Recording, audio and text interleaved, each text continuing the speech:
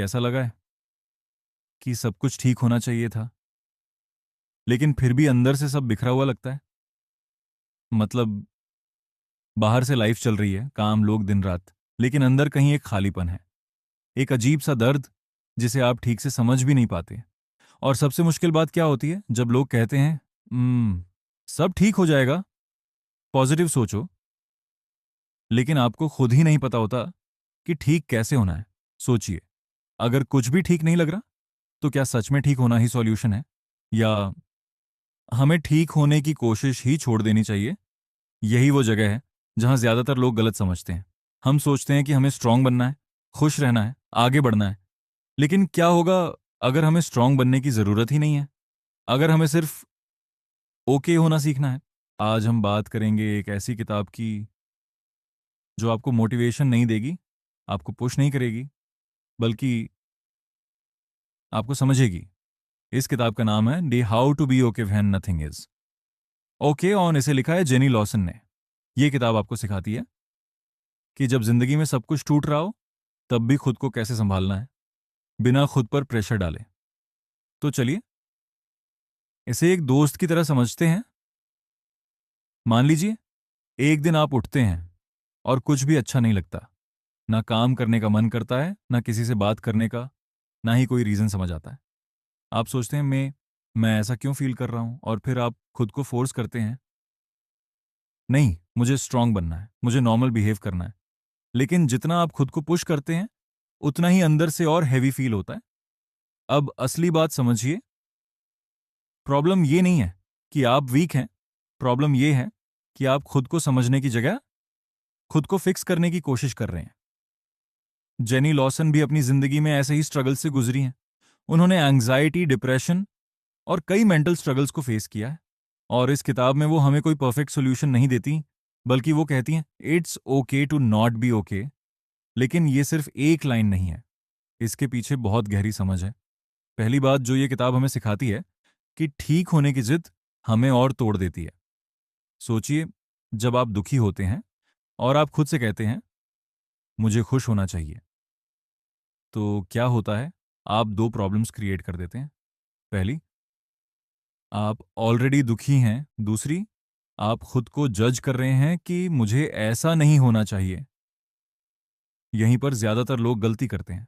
Jenny कहती है कि हमें अपनी फीलिंग से लड़ना नहीं है, हमें उन्हें एक्सेप्ट करना है।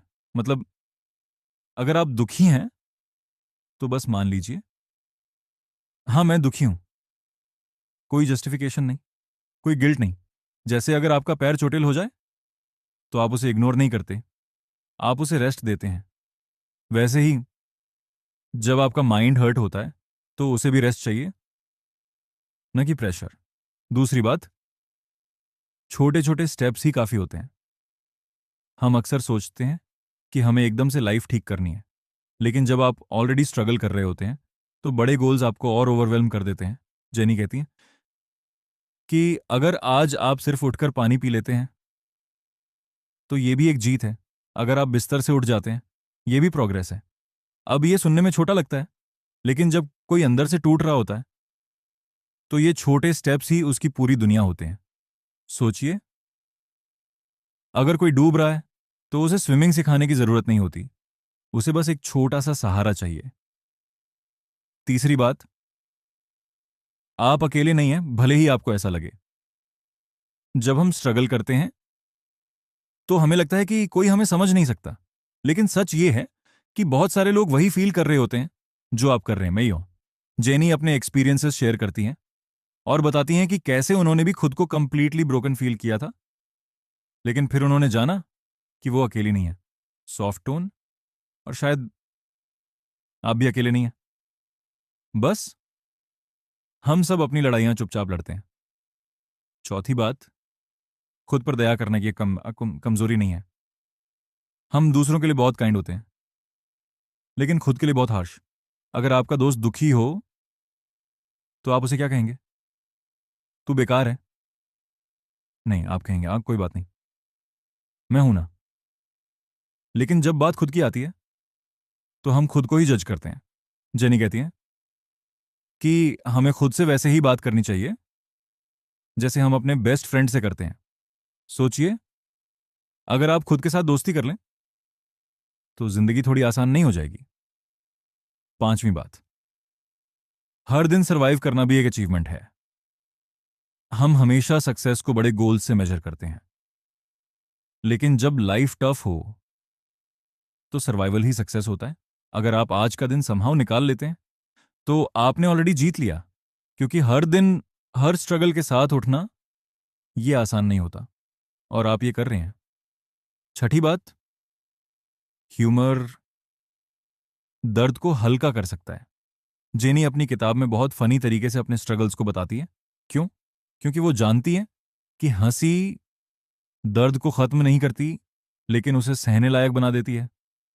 छोटा उदाहरण, जैसे कभी कभी हम अपने प्रॉब्लम्स पर हंसते हैं और अचानक वो उतने भारी नहीं लगते। अब एक छोटी सी कहानी सोचिए। एक इंसान है जो बहुत थका हुआ है। वो लगातार दौड़ रहा है खुद को प्रूव करने के लिए, ठीक होने के लिए।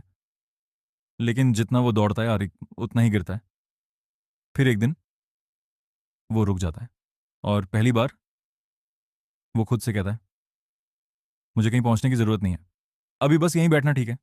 और वहीं से उसकी हीलिंग शुरू होती है। तो असली बात क्या है? हीलिंग का मतलब परफेक्ट बनना नहीं है। हीलिंग का मतलब है खुद को एक्सेप्ट करना, अपनी स्पीड पर चलना और खुद के साथ जेंटल रहना। तो अगर हम पूरी बात को आसान शब्दों में समझें तो जिंदगी में जब कुछ भी ठीक नहीं लग रहा हो तो हमें खुद को फोर्स नहीं करना है। हमें खुद को समझना है, छोटे स्टेप्स लेना है, खुद से काइंडनेस रखनी है, और ये याद रखना है कि सरवाइव करना भी इनाफ है। शायद आज के बाद आपकी जिंदगी पूरी तरह नहीं बदलेगी, लेकिन शायद आप खुद को थोड़ा कम जज करेंगे, थोड़ा ज्यादा समझेंगे और थोड़ा धीरे चलेंगे। और कभी कभी बस इतना ही काफी होता है। अगर आपको ये वीडियो थोड़ा भी रिलेटेबल लगा तो इसे लाइक जरूर करें और कमेंट में लिखें आई एम ओके, क्योंकि कभी कभी सिर्फ ये मान लेना कि मैं ओके हूं ही सबसे बड़ा स्टेप होता है। और अगर आप ऐसे ही रियल, सिंपल और रिलेटेबल बुक समरीज चाहते हैं तो चैनल को सब्सक्राइब करना मत भूलिए। हम मिलेंगे अगली वीडियो में। तब तक हम अपना ध्यान रखें और याद रखें, आपको परफेक्ट नहीं होना है, बस ऐसे ओके होना है।